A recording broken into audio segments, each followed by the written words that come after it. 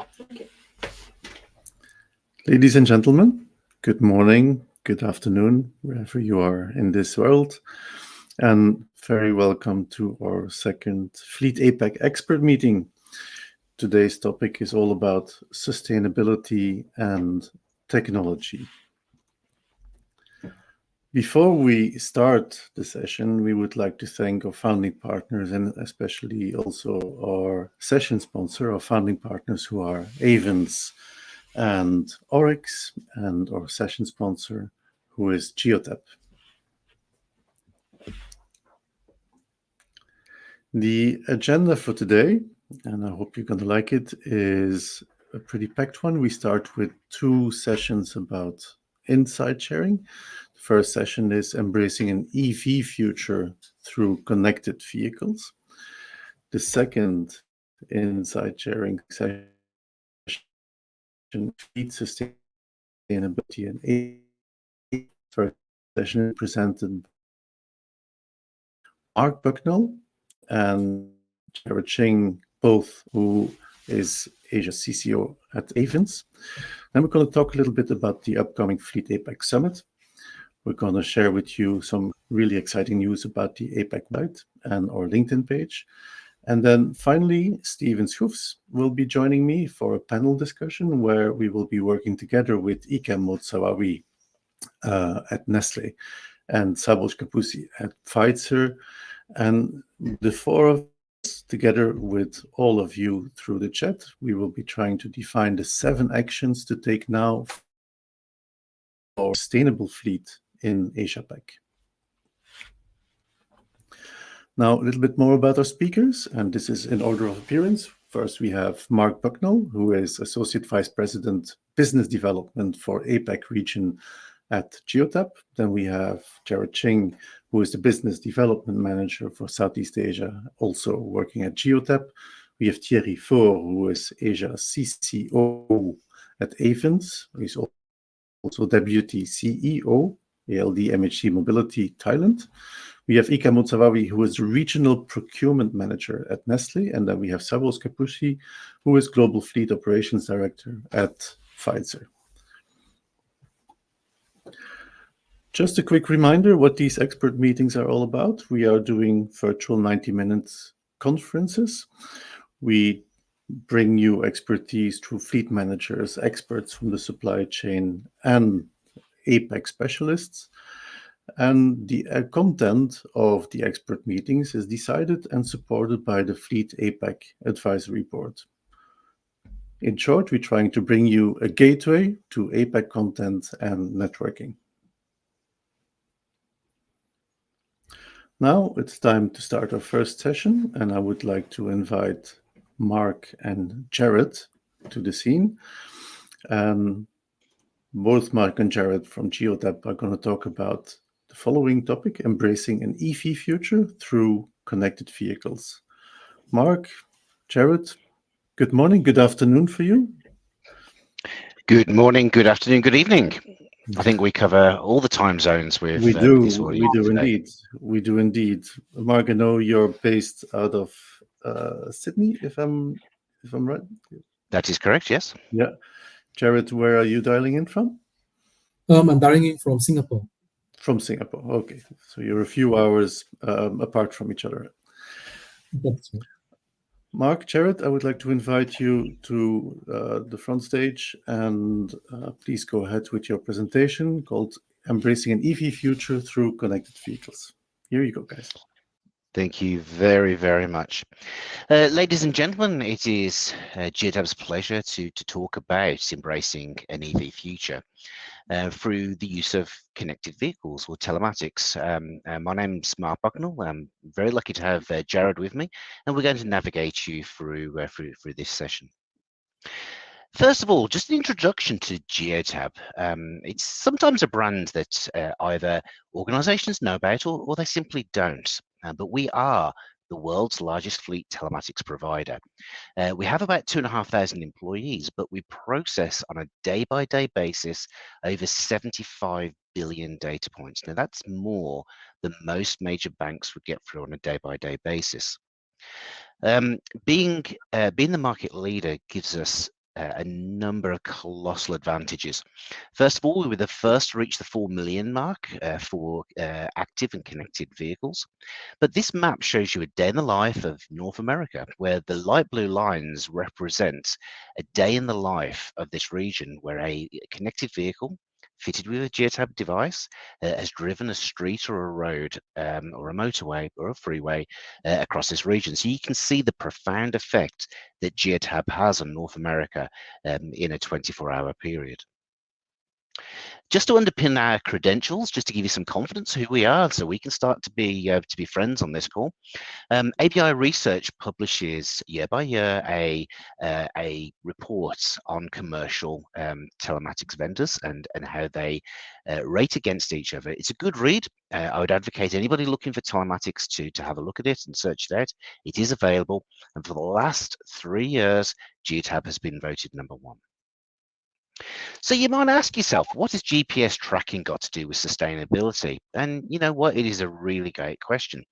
But the old adage, if you can't measure it, how are you expected to manage it, really does ring true. Connected vehicle technologies give you insights. They give you the ability to look at pieces of information and the ability to look into how your fleet's doing and how to make best decisions. With sustainability, it is absolutely key that you have information to be able to manage.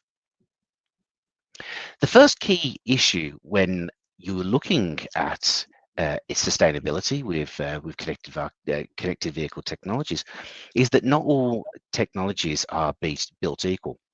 The majority of technology that you'll find in the marketplace is based on a power and ignition system using 3 wires hardwired into the vehicle.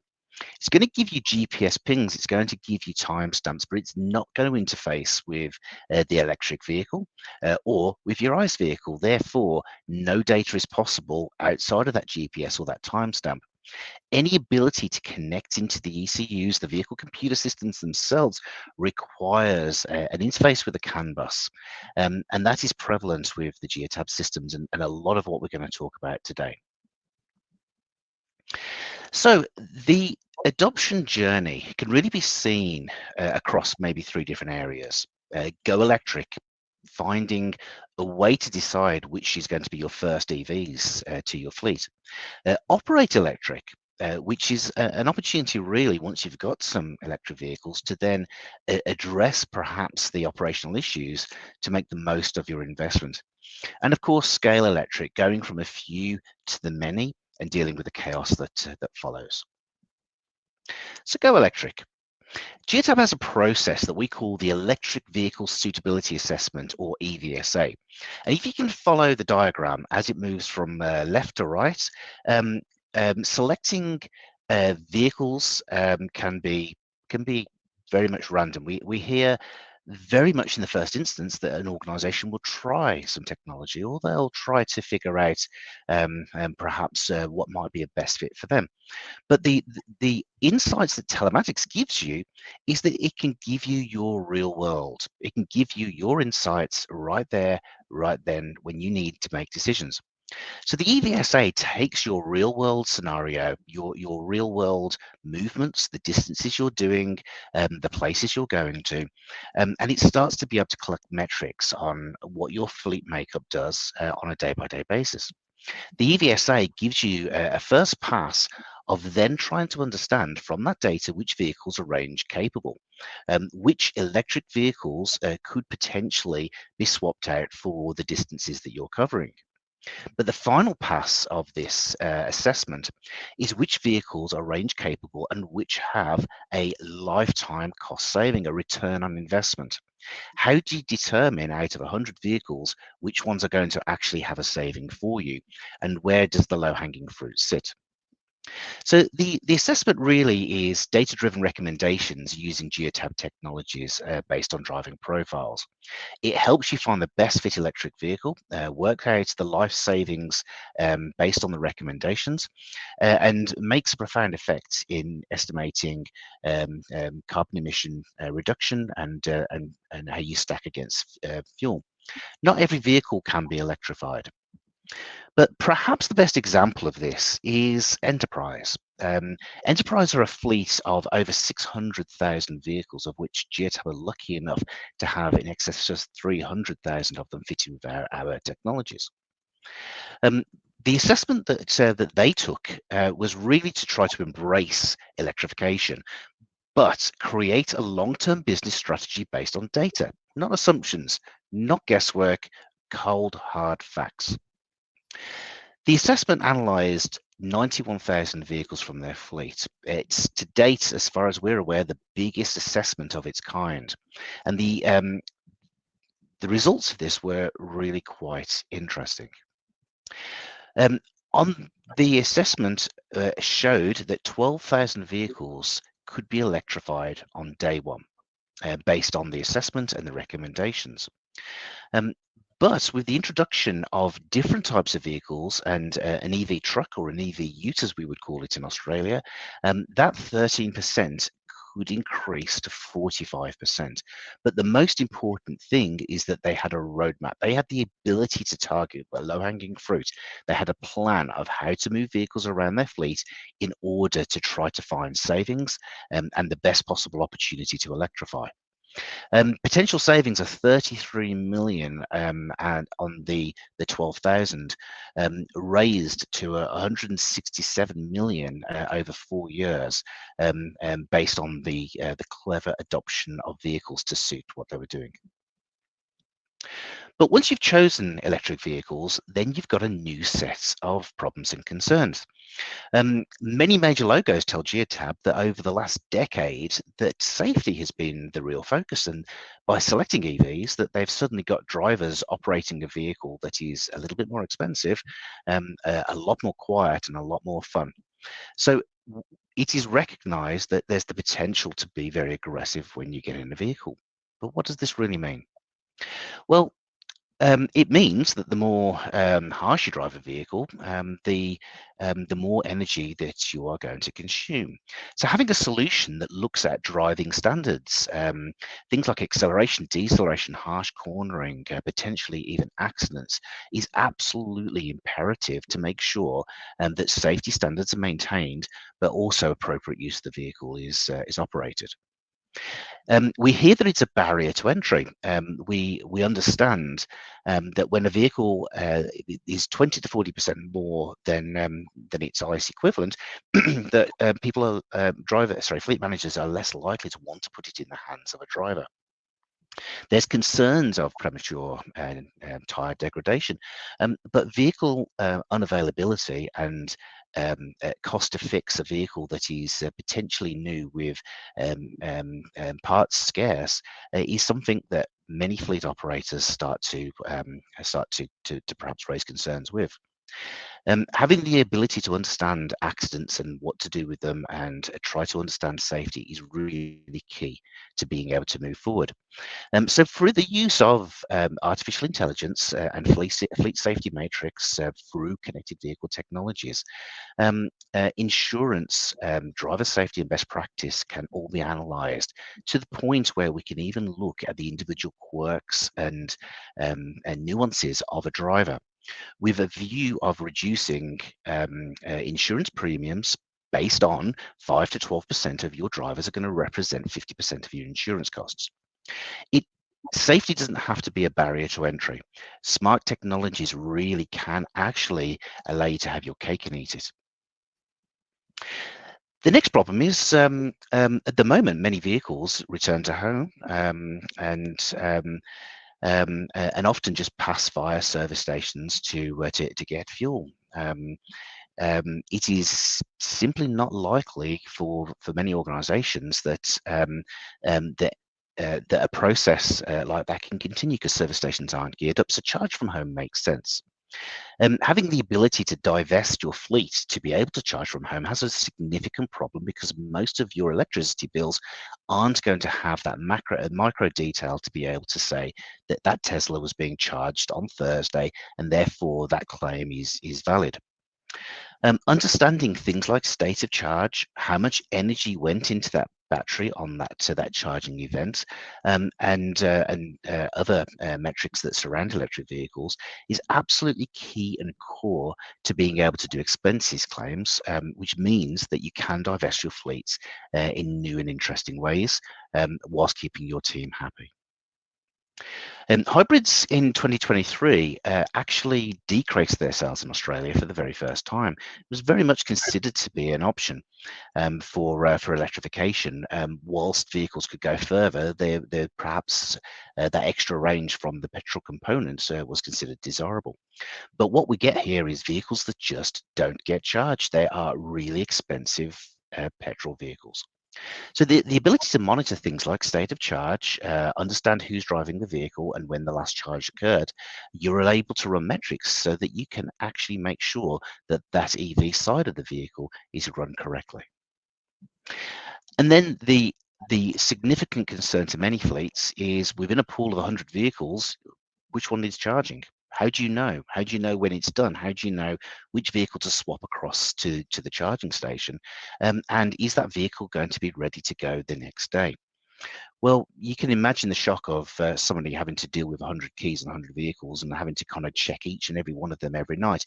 It's not efficient, it's not effective, it's not going to work. So knowing which vehicle needs to be charged, delivering information so that that the state of charge, the focus of what's being charged can be assessed is absolutely key. As is prioritizing the vehicles that you need to get at first. Telematics and connected vehicle can help solve these problems. It can shine that light on that grey area and make sure that your fleet is ready to go the next day. And of course, scale electric. Literally putting electric vehicles into your fleet is going to be like bolting a housing estate onto your offices. Potentially, the grid is not going to be able to cope with the problems that occur. So you will have to find new ways of charging vehicles, perhaps new ways of homing vehicles, and you have to assess your fleet long term. Well, again, data can help with this. One of the things that I personally believe in many countries, there is going to be a land grab, and parcels of land that perhaps aren't worth too much now are going to be very hotly contested in the future, based on the movements of vehicles. Being able to tap into those movements, being able to understand where your fleet goes, where they cross over, gives you the opportunity to create hubs for your fleets and connect disparate systems to be able to make them work for you. Whatever your future looks like, without data, you are going to struggle to manage it. So in order to electrify with confidence, without measurements, you cannot manage your fleet. Without data, you can't make informed decisions for what's best for your fleet, your movements, and your organization.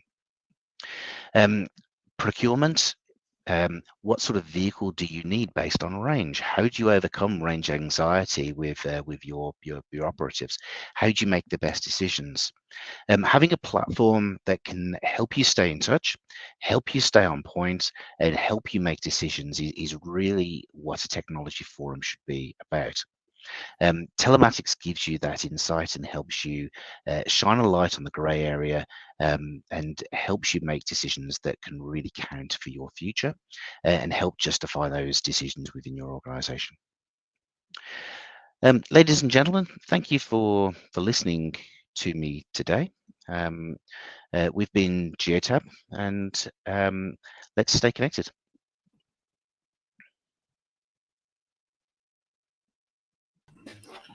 Thank you so much, Mark and Jared, for this presentation. If you allow me to, I have a few questions that I would like to ask you. At the end of this expert meeting, we will be working with Aki and Sables in order to identify the 7 actions to take now in order to make a fleet more sustainable. Right? We know that APAC is a different. There's lots of different situations, lots of different contexts in APAC. Southeast Asia is not necessarily the same as Japan, Australia, and so on.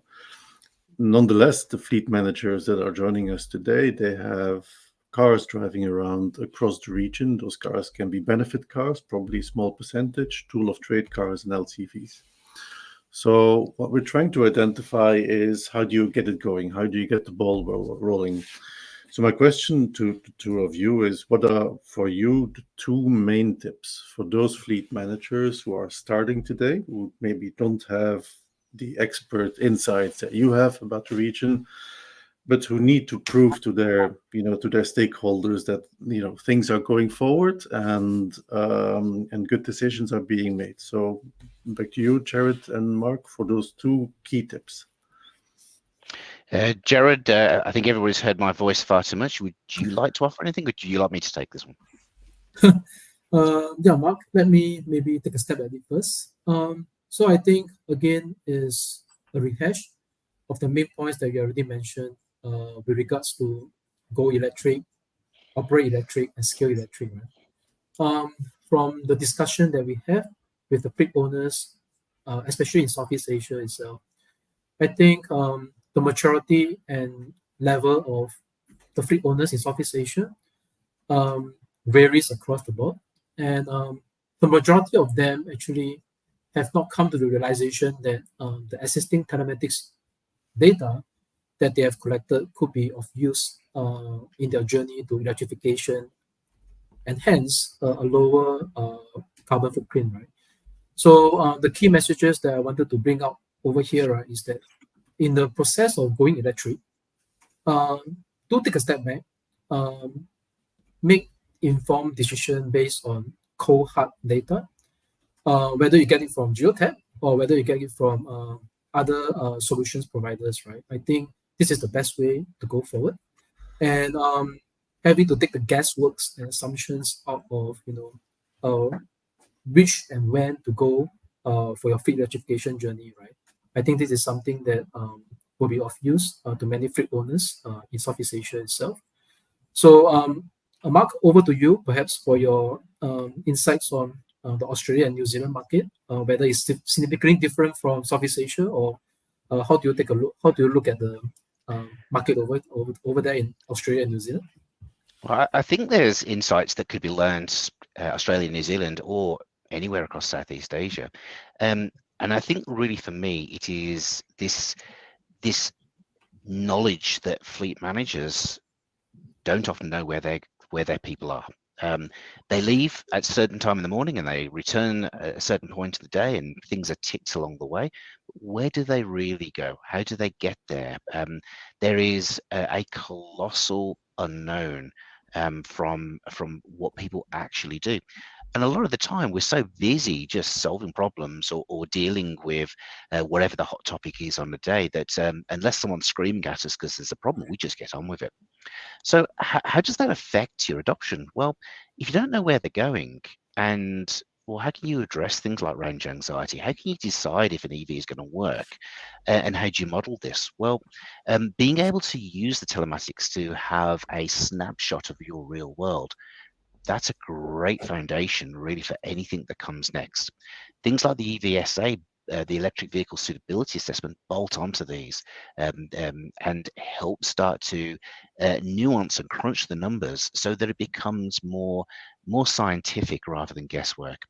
I think for me, simply understanding where your fleet is, where they go, where the crossovers are, that is a phenomenal way to start any sort of electrification journey.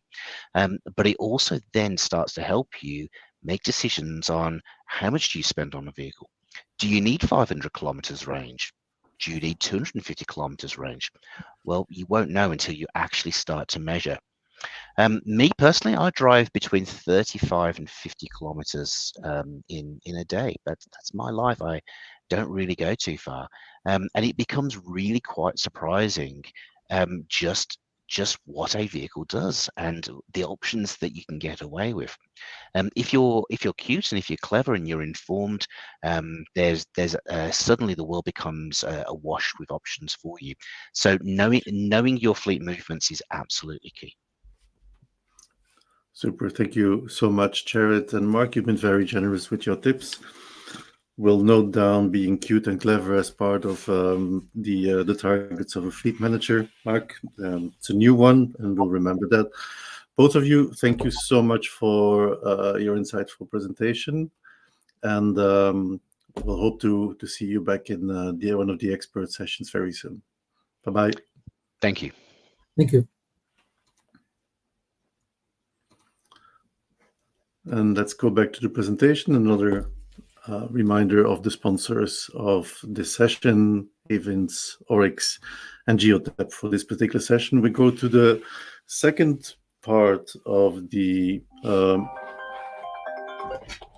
second presentation, which is, Benny, can you turn the slide? Yeah, which is Fleet Sustainability in APAC, presented by Thierry Ford. Thierry, can you please join us on the main stage? Hello there, Thierry. Bonjour. Hello. And good afternoon in Thailand. Before we started the session, you were sharing the weather in your city in Bangkok, and you were saying that it was chilly. And my question to you is: should we really believe you there? I would not say chilly. I mean, first of all, good afternoon.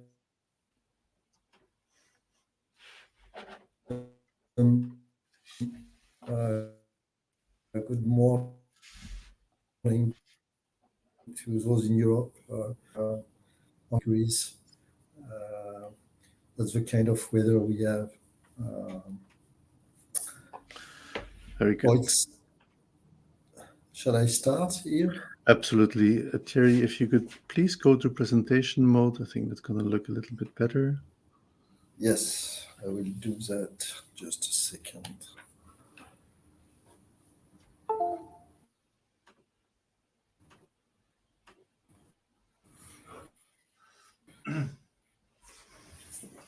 It works. Good morning and good afternoon, everyone. Okay. Please go ahead. Very pleased to be with you and to share some insights about sustainability. Quite often, people think sustainability should go with electrification. And I will talk about electrification, but there are many more things which can be done without going for an electric vehicle. Not all markets in APAC are ready with EVs, both in terms of vehicle availability and as well charging infrastructure. This is me. Just a word on us in APAC, but promised I will not be selling in this session. I will be talking about fleet practices. As Avins and Mitsubishi Hitachi Capital, our partner, we are covering 8 markets in the region, from Avins India to PT Takari in Indonesia. We also have Thailand, Malaysia, which are joint venture between the two companies. We have a strong presence in Japan, but we also have partners both in Australia with SG Fleet and China with Suzuki. So having this view on 8 markets, and there is not a single week where I'm not talking with one of those markets, it starts giving us pretty good insight. As it was mentioned, it's not all the same across APAC, especially when it comes to electrification readiness right now. However, there are common topics which really cut across the country and where everyone in the region could have an impact on reducing CO2. So sustainability in APAC, like anywhere, it requires alignment between 3 stakeholders within the corporate fleet. Obviously, there is the finance manager who is keen at monitoring cost, but he's also, I would say, the person deciding the CO2 reporting scope. There are differences, different options available to fulfill your obligations to report CO2. And depending on what the finance manager will decide, it will be such set of data or such set of data. Second person is obviously the mobility manager or the fleet manager. He or she has a target of reducing CO2, including the fleet. And then there is the sustainability manager or CSR manager who needs to report CO2 emissions across the various activities of the companies, including the fleets. So this person will need data, will need precise CO2 emissions, trends, things like that. So I would like to start with the basics that can apply across all markets. First, each corporate should have a car policy and should set CO2 limits. Having a car policy with CO2 limits is quite common in Europe. It is not that common in APAC. So this is where it should start. When I ask the questions here, quite often clients tell me, well, yeah, we have to report CO2, but those limits do not apply to us. And I tend to respond with all due respect that there is only one planet. So global warming is a global issue, and APAC is not making exception to this.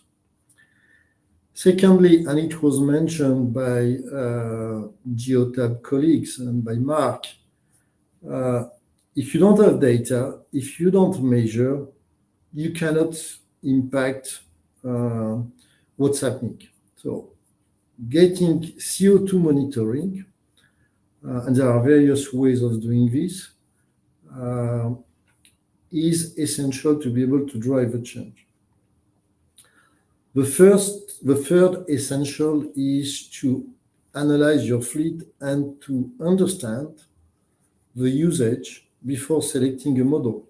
Mark was saying he's driving 35 to 50 kilometers per day, and an EV is very convenient for him, which is fine.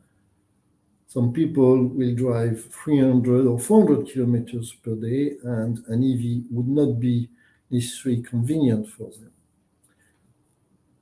It's just not about EV versus other powertrains. It is also about the load, the volume, which type of roads are used. So understanding the usage for each vehicle, for each driver, is super important before selecting a model. The things I'm going to talk about in the next 3 slides are all possible. You can all start fleet managers in the region now, tomorrow, if you want. But it takes some leadership. Quite often I hear, yes, what you're saying is interesting, but well, we'll change later. Well, I think we should change now because the plus 1.5 degrees increase on the planet happened in 2023. We are already there. Global warming is on us, so we should better start. So what can be the good practices? First, understanding usage, as I said. Quite often here in Thailand, I see fleets where people tell me we need pickup trucks. Pickup trucks are very popular here. Looks like Thai people love pickup trucks. And I'm saying, okay, well, why do you need pickup trucks? And what I hear is, well, because we are driving up country. Being very curious, in the past 6 months in Thailand, I mean, I have driven more than 10,000 kilometers myself. There is no better way to learn the countries. And I've been to north, south, east of Thailand. Roads are very good. And in many countries in APAC, road conditions are very good. So this is not the right answer. So the question should be, are your drivers driving off-road? What is the payload they need to carry? What is the volume they need to transport? Do they have heavy parts? Do they have tools? Then if it is a yes to one of these questions, a pickup truck with a 2.4, 2.8 liters engine, and high CO2 emissions will be needed. Otherwise, there are many other options which can be available, and you can cut CO2 emissions by selecting hybrid engine, smaller cars, lighter cars, and hybrid vehicles. There is no issue of charging, and they are available in all markets in APAC. We've done an example here, and that's a real example with one of my clients here in Thailand, who has decided to reduce the number of pickup trucks in his fleet by asking these right questions. And what you can see in picking a vehicle like Toyota Corolla Cross, which has an hybrid engine, is that the CO2 emissions can be decreased by 47%. And the fuel consumption can be decreased very significantly, nearly 30%, meaning that as you go green in this, or greener in this example, which is a real example, the TCO can also decrease by 1,250 Thai bahts per month. So it's a very good example of focusing on usage. Other good practices, CO2 is fuel. I see many fleets who do not control their fuel, who do not monitor their fuel. As it was mentioned by Geotab, there is a difference between harsh drivers and soft drivers. Harsh drivers consume 20% more fuel, meaning their emissions are 20% higher. There are ways to control this. Implementing fuel cards, having fuel limits in the car policy, but also fuel limits on the fuel card. Those limits can be around the lifting locations, maximum number of liters per month, which days they can lift. Normally during the weekend, it's personal use, it's not business use. So people could get fuel during the weekend. So policy limits. Another thing is, again, data and analytics. Fuel cards allow to get fuel reports. It allows to detect fuel abuse, harsh drivers. And our experience is that with good control on fuel, 10% can be saved, which is obviously cost savings, but equally important, reduction by 10% in CO2 emissions. Another aspect is moderate mileage. I'm amazed by the miles driven in some countries in APAC. And it's not necessarily due to distance. It's due to the fact that there are no set limits in the car policy, that mileage is not monitored, that lessors offer contracts which are unlimited mileage. So unlimited mileage, for me, it's a bit like an open bar. There is no limit. So people drive. When they drive, it costs and it emits more CO2. So these things can be tackled everywhere across the region. It applies in Indonesia, it applies in Malaysia, it applies in Thailand, it applies across all the countries. Maybe the country where it doesn't apply so much is China, because China is already an electrified country. So all these things require some changes, some leadership, but can be implemented across the region. No rocket science here, simple things which will contribute to reducing CO2 emissions right away. Then I'd like to talk about electrification. There is clearly market maturity in 3 markets in the region, which are China, Japan, and Thailand. But I must say that Australia has been catching up in 2023 quite significantly. The number of models offered by OEMs is expanding. It's quite incredible, mainly Chinese OEMs in the region. You see the number of registration and the growth in these 4 markets. It is I mean, quite astonishing, the number of cars and the growth rates which have been seen, which have been observed on EV. So, these four markets mean that electrification is not just a European topic. It can also be an APAC topic. We have at Ayvens a mobility guide, which gives in one page a very clear indication on the number of models available, on the powertrain mix in the country, on the charging infrastructure of the country, and a score. So a score of 34 for Australia, which is mainly based on early 2023 data, means that the market is not mature yet. A score of 48 in Japan means that the market is much more mature. A score of 40 in Thailand means that the market has just matured in the course of 2022 and has really advanced in 2023. As you will see on my next slide, in Thailand, there is a real EV takeoff. You have a number of electric vehicles which have been registered quarter on quarter in 2023, and you see the acceleration in Q4. So for the year, we have reached or exceeded the 70,000 cars. What is quite incredible is that it is now representing 22% of the passenger car registrations. So, when you've reached more than 20%, it will not move backwards. It is happening. What is very different from Europe is that in Thailand, it's a B2C push.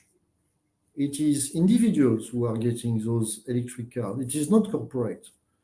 Whereas in Europe, electrification has been driven very much by corporate because they all have sustainability targets. Here, it's been individuals. And it's because individuals have understood probably earlier than corporation that it's not just about sustainability, it's also about cost, because running an EV is quite economical here. We are here to help corporates to catch up with individuals. Many of our clients are getting interested in having a few EVs in their fleet starting in 2024, especially when we see that the charging infrastructure is fast developing. There is support from the government. There are many operators, very qualified installers, 700 public chargers in Thailand, 120 in Bangkok area. So it's really quite a maturing market picture. Now, where it gets very interesting, sorry, this slide is a bit busy, is when we look at the TCO. So in the TCO, we take for a leased car, the rental cost, the energy cost, and the charger when the charger is not delivered with the car. I'm not here to advertise BYD or to advertise Toyota, but I would say these are two references now here in the market here. First brand for electric vehicle is BYD, and the market leader for hybrid vehicle is obviously Toyota. No doubt about that. So when we compare on three types of car, segment B, typically a sales rep car, the Toyota Yaris with a BYD Dolphin, while the Yaris is 15% cheaper on TCO. But those cars are not that expensive. Maybe the 3,000 Thai baht is acceptable, starting with some drivers. When we look at segment C cars, here we are comparing an Atto 3 of BYD with a Corolla Cross. Well, there is TCO parity. Yes, the rental of the Atto 3 is more expensive than the one of the Cross, but the energy cost is much lower. All in all, very comparable. And when we look at executive cars, the Seal compared to the Camry, the Seal is lower cost. It is 4% TCO savings. All this to say that for the drivers who can charge at home or at work, moving to an EV in Thailand is a wise economical decision. You will save money on your TCO. That's what I wanted to share with you today. The key thing is that everywhere across the region, at least in the 8 markets where we are present, ourselves or through our partners, we can help you reduce your CO2 emissions. There are simple actions which can be undertaken. So let's move now. The global warming is at stake. Thank you very much for your attention. And Yves, if you have any comments or questions, happy Thank to you. answer. Thank you so much, Thierry. I do have one question. You've been, again, very generous with your tips. I've written down, make sure you have a CO2 limit in your policy. And I think it's a very simple, but it's a very important advice, recommendation indeed to the fleet managers. But at the same time, it prompted another question for me, and that is more about awareness. You've been in Thailand now for quite a bit of time. You're getting used to the country. You're visiting customers. What is your first conclusion in terms of the awareness of local fleet managers, local HR people, local finance people when it comes to sustainability? Do you need to educate the local fleet managers about sustainability, or is it easy to bring the topic to the table for you? I would say it's easy to bring the topic to the table. 10 to 20% of the fleet managers, procurement officers are acutely aware of their corporate targets, the overall planet issue. So not as much awareness as in Europe, but existing awareness and growing awareness. What is, I would say, more surprising is kind of inhibition, self-imposed limitation to act. The story of pickup trucks, which are widely used in the region, not just in Thailand, compared to other models. When I share the comparison, when I share the questions to ask, people are super interested. They say it makes a lot of sense. Mm-hmm. But then, are they going to act? Not necessarily. Because it's a change, don't necessarily want to be the first mover. When sometimes it's really a no-brainer, because a pickup truck is provided to some drivers who are transporting nothing. It's just kind of a historical habit. Yeah. Maybe it's convenient for the driver because during the weekends on their personal business, they do something else with a pickup truck. But for the job, these are work cars, tool cars, and sometimes a heavy vehicle is provided, a large engine emitting 150, 180 grams of CO2 is provided. So I think it will come. It's a matter of talking about it, having the first successes with some companies, with some drivers, and it will expand. But as you said, Yves, it starts with setting limits. If there are no limits defined, or if it is said, as it happens in some fleets, these CO2 limits are for Europe, it doesn't apply to APAC. And I say, there is only one planet. I mean, Understand, Mark, and thanks, Thierry, and thanks so much. One final question for you, and it's again more about Thailand, which you identified as one of the front runners in terms of, let's say, sustainability efforts, electrification, and so on. how positive are you about the development of and the implementation of charging infrastructure in Thailand? So I'm quite optimistic on this, and clearly it's because there is a plan, there is a state plan, there is government support.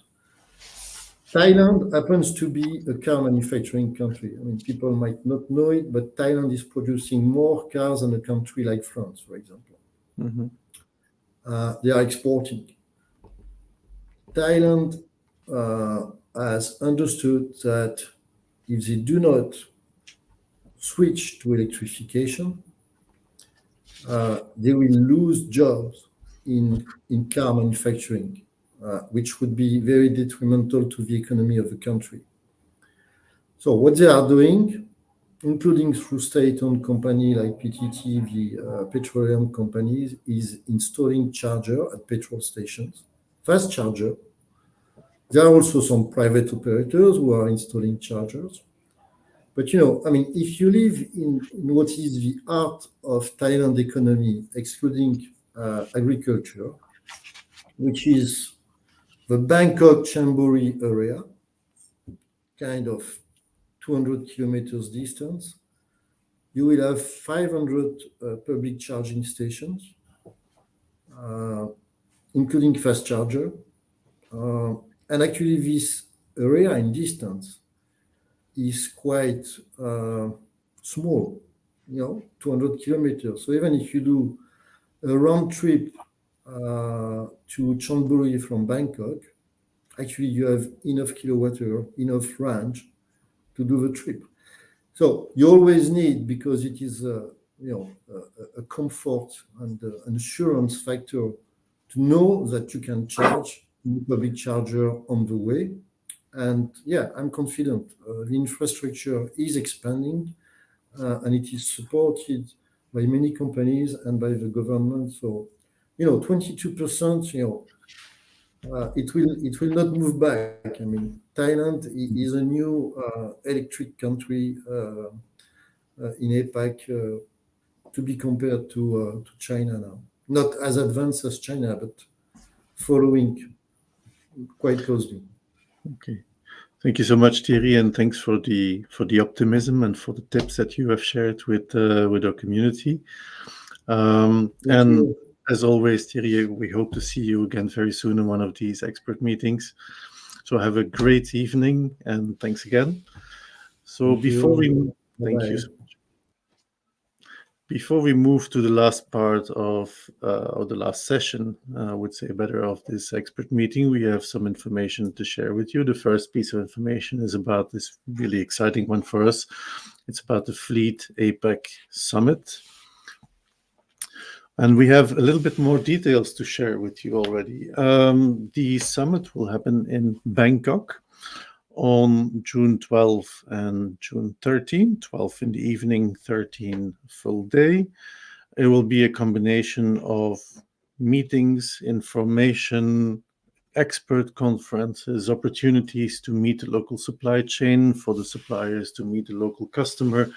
We're also super excited to announce that we will be doing an Inspirational Women in Fleet breakfast in Thailand. This will be a very first for us outside of the Europe, LATAM regions.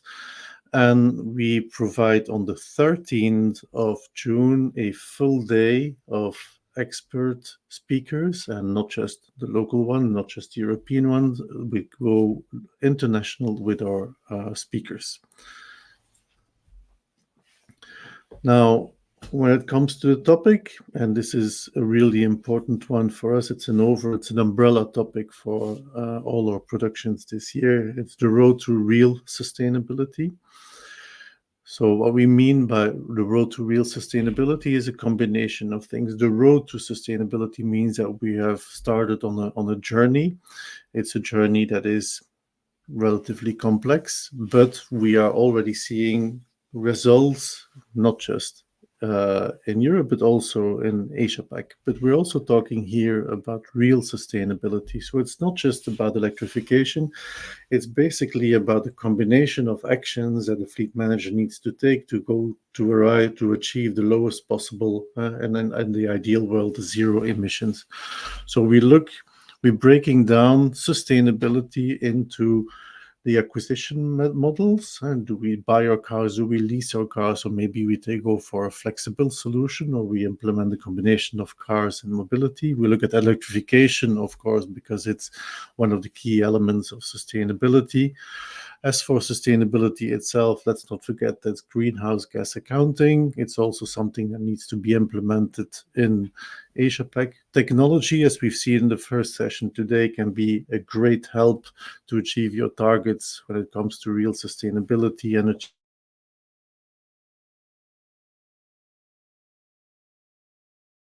mobility. Important for us is to learn from your colleagues, and we're also going to give you the opportunity to listen to colleagues, and we're even going to be giving you the opportunity to talk in front of your colleagues. So please keep an eye on this space. We'll talk a little bit more about the Fleet APAC Summit as we get closer to June, but already put the placeholder in your agenda, June 12th and June 13th in Bangkok. Benedict, thank you so much for the next slide. Then we have a final piece of news for you, and it's also, again, really excited to share this with you. As from now, we are, of course, we continue covering the news about APAC on our website, globalfleet.com. But we have two dedicated spots where we can share news with you on the APAC region. The first spot is a dedicated website to Fleet APAC. Do you see the URL at the bottom of the page, www.fleetapac.com? On this page, we'll talk about the expert meetings, we'll talk about the advisory board, we'll talk about the topics that we have discussed in these platforms, and we'll share news with you. And then on top of that, we have a LinkedIn page, if that's your favorite platform, where we will also be reposting articles that we have developed for Fleet APAC and for globalfleet.com. So two additional channels to learn about APAC and to know more about the region and to become an expert in the region yourself. Now, for the final piece of this expert meeting, I would like to invite my colleague Steven to join me here behind the camera. Welcome. Hello, Yves. Welcome, Steven. Hello, everyone. I hope that you are doing well. It's a pleasure being here. I learned already a lot, and it will also be a pleasure to moderate together with Yves this final session of this APAC expert meeting. We already heard today how important technology is to accelerate fleet sustainability for your APAC fleet. From Thierry Faure of Avens, we also learned the importance of starting sustainability in an important APAC country like Thailand and how you can do that. And it's also nice that we are coming to Thierry with the first Fleet APAC Summit in June, as we are going to organize it in Bangkok. So Thierry, later on, you can always send already some tips in terms of nice things to do, of course, in Bangkok. I'm pretty sure that also more on a leisure level, you already got some interesting insights. So happy to hear from you afterwards. But without no further ado, let's start our final session. Yves, and the purpose of that session is to look with two acknowledged fleet managers with a responsibility over APAC, what they are thinking about fleet sustainability in the region, and look with them for some tips that we can share with all of you. And Yves, you can perhaps introduce our two fleet managers for this session? Exactly, and I would like to call to the stage Ika, who is Regional Procurement Manager for Nestle, and Sabos, who is Global Fleet Operations Director at Pfizer Ika, Sabols, thank you so much for joining us and welcome to the expert session today. Yeah, thank you. Thank you. Thank you, Yves. Hi, Stephen. Hello, hello. Good afternoon or good evening. Thank you very much for joining. As mentioned, we would like to listen to you. So Eve and I, we prepared some questions. The first one is quite simple and straightforward. Of course, we are going to start with the lady in the room. So Ika, you are representing Nestle. Can you quickly shed light on how many vehicles Nestle has globally and then specifically in APAC? All right. Okay. Thank you. Hi, everyone. Before I get into that question, let me just quickly introduce myself. I'm Ika, Regional Procurement Manager for Nestle. My portfolio involves Asia, Oceania, and Sub-Saharan Africa zone, managing the global category spend for car fleet. I'm very pleased and honored to be here to share my experiences managing fleet in the region. To answer your question, Nestle operates I would say, substantial fleet of vehicles of over 23,000 vehicles globally, and these numbers vary across region. And specific to APAC, we have about 5,000 vehicles deployed in various countries, and the key markets, I would say, Japan, Oceania, Philippines, Thailand, and Indonesia. Those are our key markets in this region. And the fleet consists of largely sales vehicles, or what we call as tool of trades vehicles, as well as management vehicles and under the benefits policy. And that's basically what I can share. It's both leasing and purchase markets. It varies depending on the market requirements, and a very diverse range of vehicles in our fleet. Yeah. Thank you so much, Ika. And Sabols, for you, more or less the same question. You are managing the Pfizer fleet from an operational perspective and a global perspective. Could you tell us a little bit more about your fleet in Asia-Pac? Absolutely. So first of all, thanks for having me. Good afternoon, good evening, everyone. Very similar to Ika, although a smaller fleet globally and also in APAC. From a Pfizer perspective, we have 15,000 vehicles globally, of which about 1,800, so 1,800 vehicles in APAC. Our major markets are Japan, roughly about 1,000 cars, then the Philippines, and then Taiwan. We also had a composition of tool of trade vehicles and benefit vehicles. And I think what for this panel discussion will be interesting to also highlight that at this point in time, we have internal combustion engine vehicles in the APAC region. We do not have any electric vehicles or plug-in hybrids, but we will come to that, I think, through this discussion. But thank you.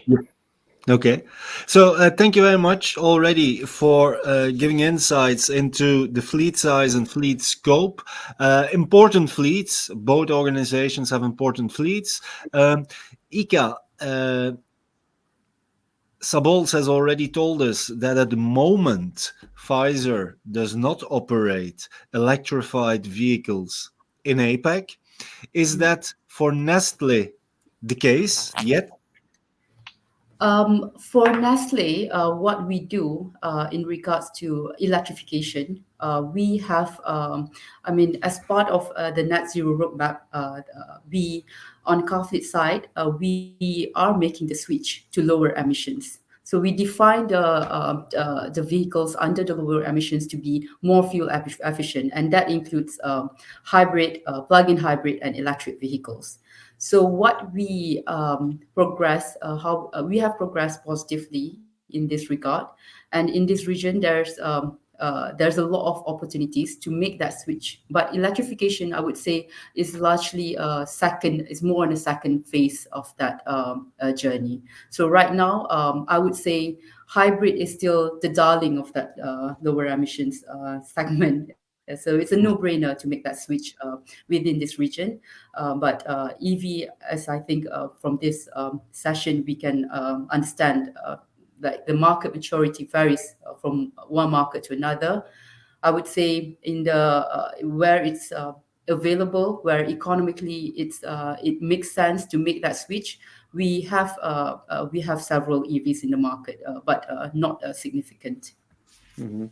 And in terms of figures, Ika, and the time that you've started that you needed to start this transition, could you maybe play back until the start of the transition and explain us how Nestle approached this for the region? Like Jerry mentioned, there's a lot of change that needs to come before you put the first EV or even the first HEV on the parking lot, right? Yeah. So we going back to when we started this journey, I would say the pledge like a few years back in 2022, we have made the pledge to globally switch all our vehicles to lower emissions. So as I mentioned before, lower emissions include hybrid, plug-in hybrid, or electric. So we defined a roadmap to achieve essentially like short-term goals, medium-term, and long-term. And when we talk about APAC region, we deep dive into what are the market specificities and the market readiness to achieve those milestones. And right now, I would say we have progressed positively. To be specific, in APAC, I would say a quarter of our fleet have already transitioned to largely hybrid vehicles. But electrification is definitely on the horizon. It is naturally is our next step with more and more governments making providing the support in terms of subsidies, the tax incentives, and so forth. So I'm very optimistic with this progress in this region. Yeah. A final question before that we go back to Sabol's, Ika. You already talked also about the differences in sustainability maturity, let's say, between the markets. Can you shed light on that? You have a big fleet in Japan. You also have vehicles in other countries.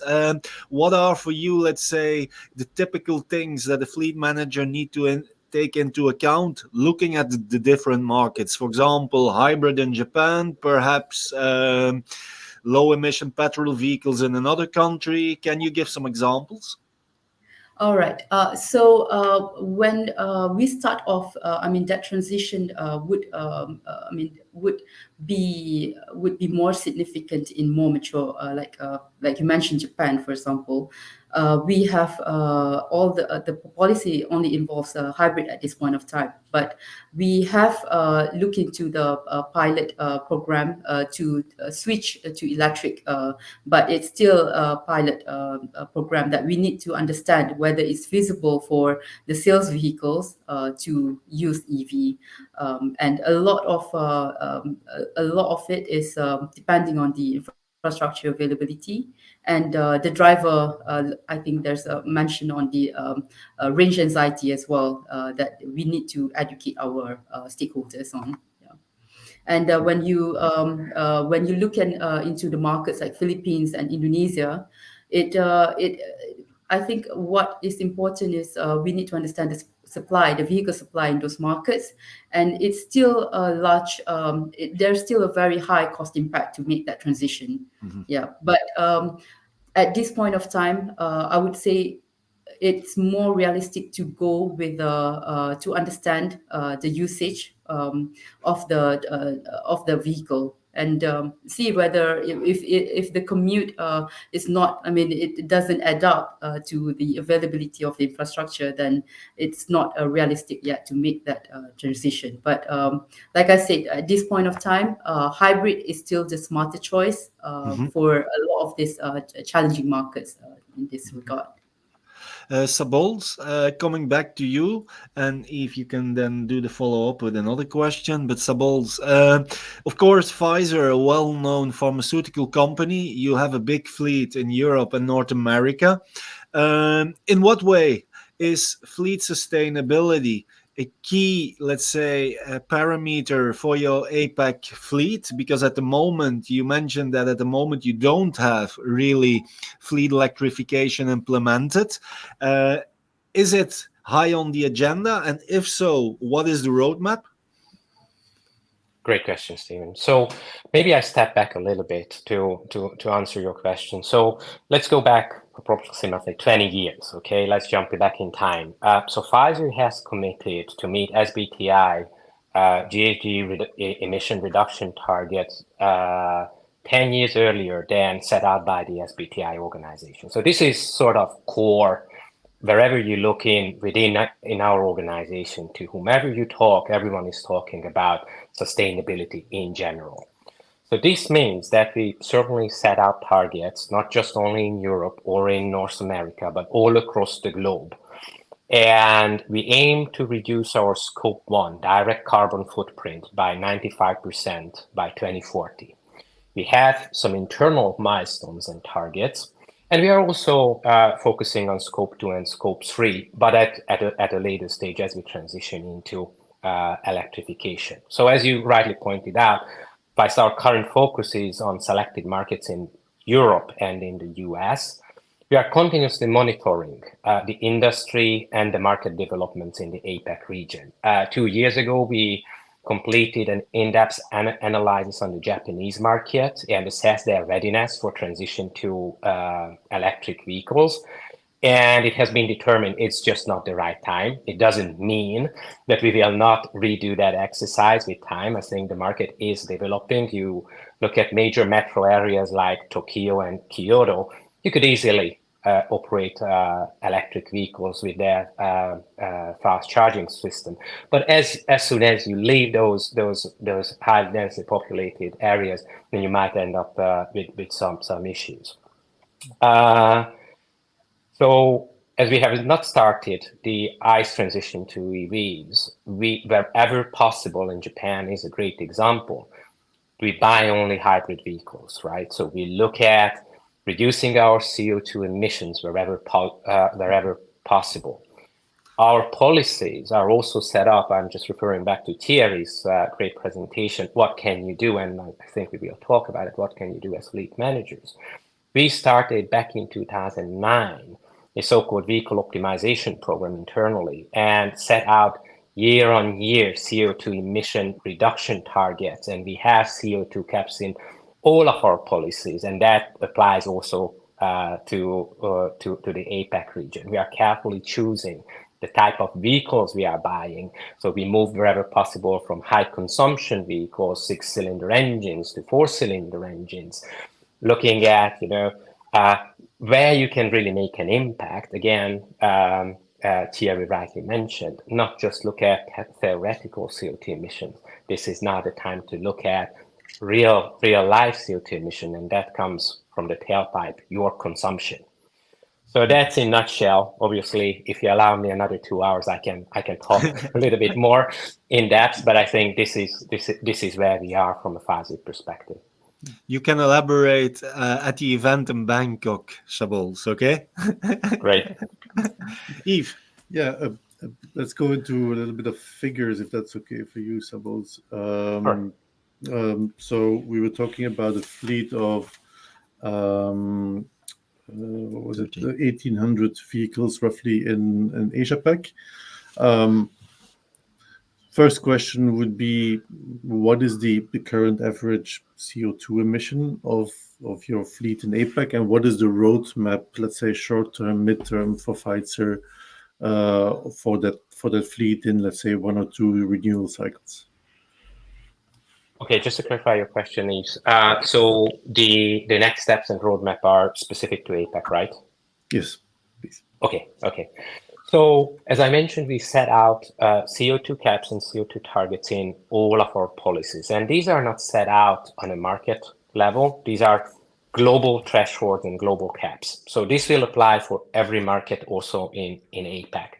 And currently what we have, that wherever we operate diesel vehicles, we have a 145 gram per kilometer maximum cap. Obviously, we are aiming to reduce that average emission of our vehicles wherever possible. And for petrol vehicles, 170 gram per kilometer as a maximum. These are all based on the new WLTP standards. I think what is more important is that last year we commissioned an external consultancy firm, and we worked throughout the year laying out a 18-year strategy and roadmap globally, including APAC. And one of the key achievements that we've done is we are currently updating our global fleet policy, which historically did not incorporate to the desired depth sustainability. And this is certainly not talking, or has not been talking, about electric vehicles. Now the new policy, as it comes to force in 2024, it will touch on all of these aspects. Part of that, we completed a regional and market analysis for sustainability and EV readiness, certainly using and working in conjunction with our partners, the likes of Avens and other fleet management companies, the OEMs, to understand how they can be part of our program, because that's, I think, is extremely important. You cannot work simply in isolation. And based on current understanding, we categorized our markets into 5 main tiers. And that determines, in our internal view, when those markets will be ready based on maturity for transition. Probably this is not a surprise. The APAC markets are not the most mature markets on our list. So therefore, our focus is, as I mentioned, is on Europe and North America. But we believe that a turning point will be somewhere after 2025 in the APAC region, certainly in the more mature markets like Japan. We are reassessing the markets every year, so things might change. Thierry mentioned that in Thailand, there are a lot of movements. So maybe we see Thailand next year as a target market for us in the APAC region. So this is how we are going about it. We certainly not want to be leaders. We don't want to lag behind our peers and the industry. But Pfizer has a habit to be fairly conservative and assess the operational and financial risk associated with such a major, massive transition. Okay, thank you, Sabolz. Ika, Sabolz already announced that in 2024, Pfizer will have a new, let's say, global fleet policy or global fleet guidelines that will be rolled out. Now, you know it better than I do. When you have a new initiative, a new policy, a new program, it needs to be accepted by the internal stakeholders and your drivers. If you go from ICE vehicles to hybrids to battery electric vehicles, it will mean quite a change for many people within the organization. So how are you going to process the change management aspect that comes with fleet sustainability and fleet electrification? Do you have the impression that also internally your drivers are comfortable with a possible change in the upcoming time, or do you feel certain resistance, and how are you going to deal with that? Okay, thank you for that question. So when we embark on this journey, personally, I mean, this is just my personal opinion. I thought it was, I believe that making that transition should be a no-brainer. But I was just so wrong in this region, because based on my experience, I would say the main challenges that we are facing, of course, infrastructure, and also to get the buy-in from the stakeholders and to understand how the perception of the users. Like, there's driving anxiety and there's a lot of mistrust and resistance coming in if they are going to make that transition, going from internal combustion engine to electric.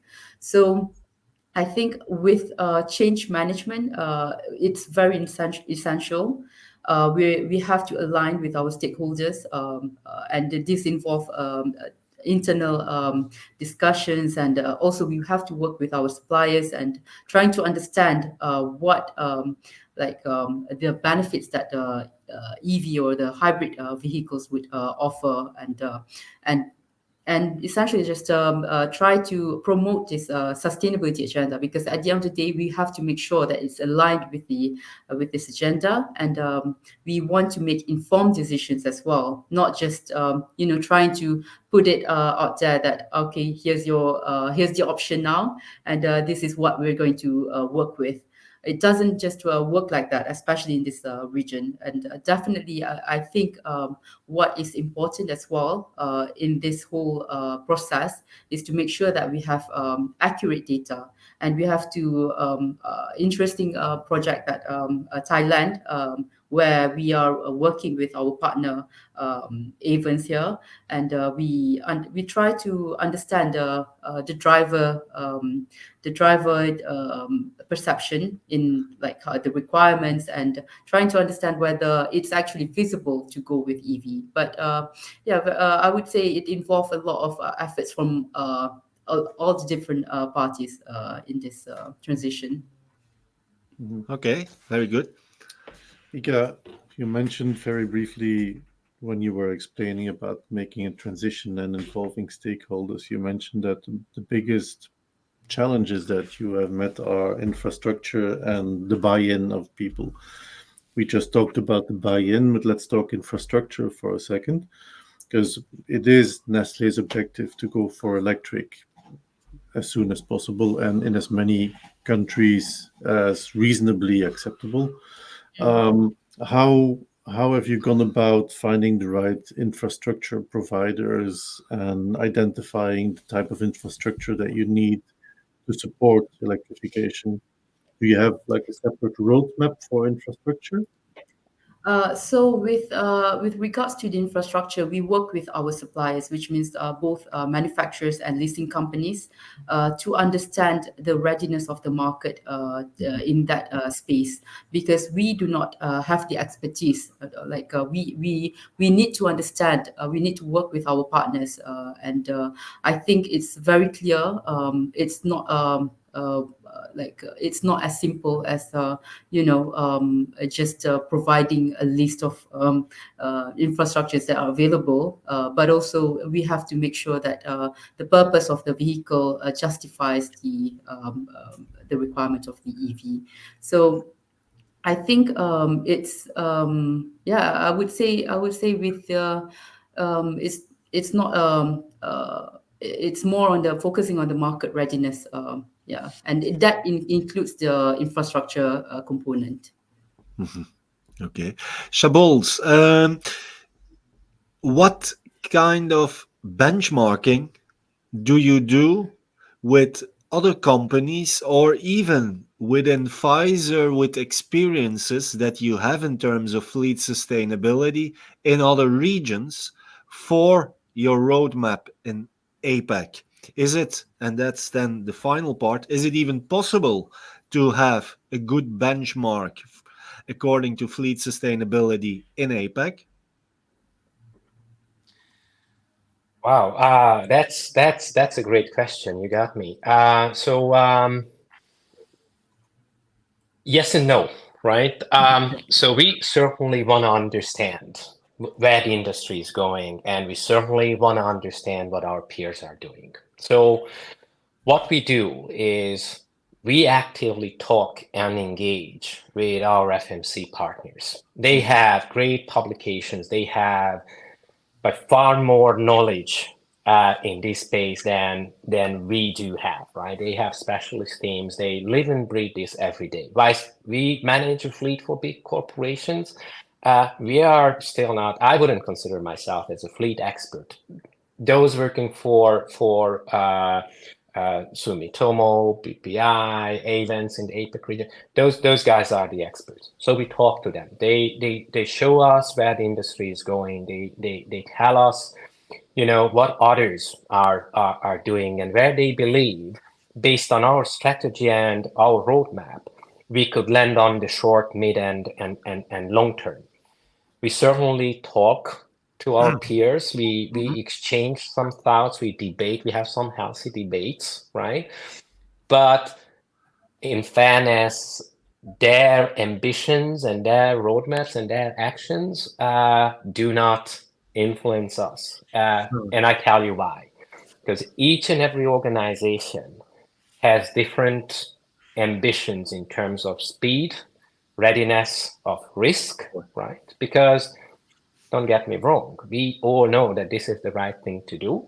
But I mean, it involves a number of operational and financial risks if it's not a well thought through process and you take certain actions that impact your drivers. Imagine, and I'm sure Ika will echo that, you transition the fleet without providing the right charging network, or your colleagues are running out of electricity and they cannot deliver products or visit partners.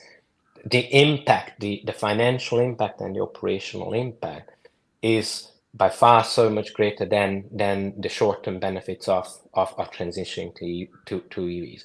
So with that, I think we certainly want to understand where others are going. We factor that into our roadmap. We learn from others. We are more than happy to share our experience, hoping that others will learn, or we can be a thought provoker at least to others. But we are laying out our internal own roadmap, working with our partners together. Okay, perfect, Shabols. Two more questions that we have. The first one is for Ika. Ika, there are many suppliers that you can work with across APAC. There are international suppliers, local suppliers, different car brands, many companies that could be in the, let's say, fleet sustainability ecosystem. Now, what we are seeing is that, let's say, the APAC region is still on the journey of true fleet sustainability and fleet electrification. What would you recommend to the supplier industry to make your sustainability journey in APAC more seamless in the future? Is there something that you miss today and that you would love to see happening in the near future? Yeah, thank you for that question. So I think with this APAC in the APAC region, the suppliers is very fragmented. I mean, you talk about local suppliers, regional suppliers, international suppliers, but at the end of the day, I think a supplier needs to be agile and needs to be understanding of not just the market specificities, but also the cultural, I would say, boundaries in the market, or trying to make to get the buy-in from the local markets. And I think we have to work in a partnership sense. And to have to gain the confidence, or to get the stakeholders buy-in, I think it's very important to understand, because at the end of the day, it's a business. We need to make sure that it's not just operationally it's feasible, but economically it makes sense. It's efficient to make that transition. So I would love to see suppliers improvise on the commercial incentives for companies like us to make that transition more smooth or easier. I mean, and we can work together in that sense. Like, I would say it requires planning. And and without proper planning, it's just like driving an EV with gasoline, right? I mean, we need to understand everything with regards to a different market. And like I said, like in this region, it's a one size does not fit all, and you need to be agile, and that's a key thing that I would key message that I would probably want to say to the suppliers. Good. The final part, of course, in a couple of minutes before that we end, is the title of the session is 7 tips, 7 actions to start fleet sustainability for your APAC fleet. We already heard from the experts from Geotab, also from Avens, and from you already some of those tips. Yves, perhaps we can ask both Ika and Shabols if there is another lesson or another tip, advice that they have for fleet peers starting the sustainability journey in APAC. Shabols, what would be your main tips if you look at the complete fleet sustainability circle for APAC? Okay, so I think Thierry's presentation covered in general. So I would encourage anyone, if that presentation becomes available, to have a look, because I think in general it gave a really good insight into where you can start and what steps need to be taken. So if I may, I give my 7 tips from a fleet manager's internal perspective, not from an external perspective. So first and foremost, set a baseline and then a clear target, perhaps multiple targets and milestones, which are aligned with your company's wider sustainability goals, but be flexible, because things can change and will definitely change in this space. So that's number 1. Second, create a plan and a roadmap, right? Assess and understand available options to you immediately. So select the right vehicles, manage fuel consumption, so make impact immediately, and understand where you can make direct impact on CO2, with that on consumption. And then what will be available on the midterm and long-term horizon. On that one, you certainly need to engage your partners and closely monitor the developments in the region.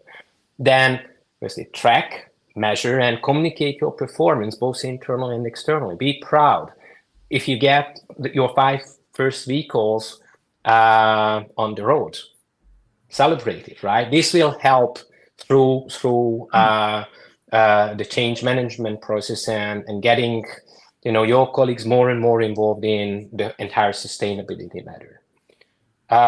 Don't work in isolation, right? Engage early, internally and externally. It is important to your senior leaders, your ESG teams, the reporting and disclosure teams, your colleague groups, to understand what you are doing, but also to set expectations and avoid multiple questions requiring reactive response through your journey. Don't assume, and I think Ika mentioned it, don't assume you already know the answers and solutions, right? Work in conjunction with your partners, the FMCs and OEMs. They will, at least they should be, by far more knowledgeable than we are, and they have subject matter experts, right? Make your partners be part of your program's success. I think it's really important for any supplier to understand your goals and feel that those goals are also theirs, right? So walk the way with you. Then set clear parameters for your program to ensure that the business operations colleague effectiveness is not affected by colleagues switching, for instance, from BEVs. So exclude high mileage drivers. Be more conservative initially in terms of your offering of mobility solutions. Don't rush things, right? Transitioning your fleet operations to zero emission will take time, and it is a complex matter. A not well thought through program, as I mentioned, or ad hoc actions, for instance, pleasing certain people in your organization, will certainly negatively impact your organization, both financially and operationally. And last but not least, manage change. It's going to be a critical success factor through your journey. Your entire ecosystem is going through a significant change. It impacts your customers, your leaders, your suppliers. It must be clear to everyone in that ecosystem what you can expect from them and what they can expect from you during this journey. Communicate to everyone regularly. Communication will be key. So those are my, I don't know whether 7, but generally that's how I would structure a program. Very good. Thank you very much, Shabols. Very much appreciated for your expert insights. Ika, what would be your tip for your fleet peers based on the experience that you have? Yeah, I think Sabo's already covered.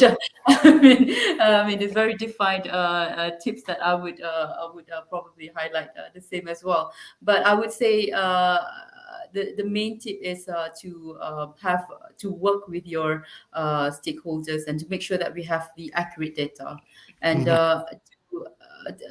accurate data is everything in this space. I mean, you can't work with a roadmap if your data is just not complete, inaccurate. So you have to conduct analysis based on the data that you have, and you can identify areas of improvement and set a baseline using this data. And like I said before, you need to set clear expectations and the sustainability goals as well. And we're talking about roadmap milestones within the short term, medium term, and long term. And I would say in this region, you need to identify segmentize the markets based on the different maturity levels, for example. So that would be very wise to do. And the next one would probably like involving more on the stakeholders management, align internally and externally as well, just to make sure that we are all on the same page.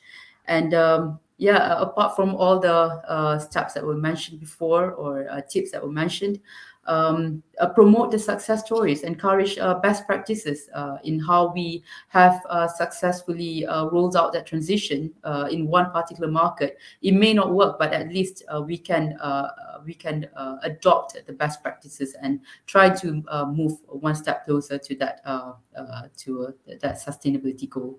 Yeah. Okay. Thanks so much, Ika. And we are here to celebrate with you as well. Any achievement or the achievements that you make across the APAC region, we're here to listen to you and to make sure that success stories are being shared. Stephen, we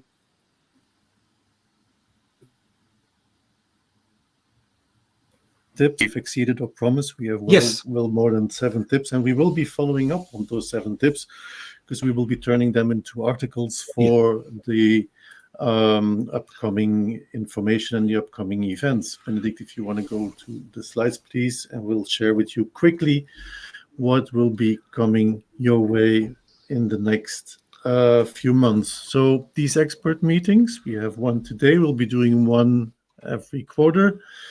And then as for the APAC ebook, you can expect one ebook on 14th of February, and we will be including in that ebook the 7 tips that we have discussed and identified today. There's the next ebook for October.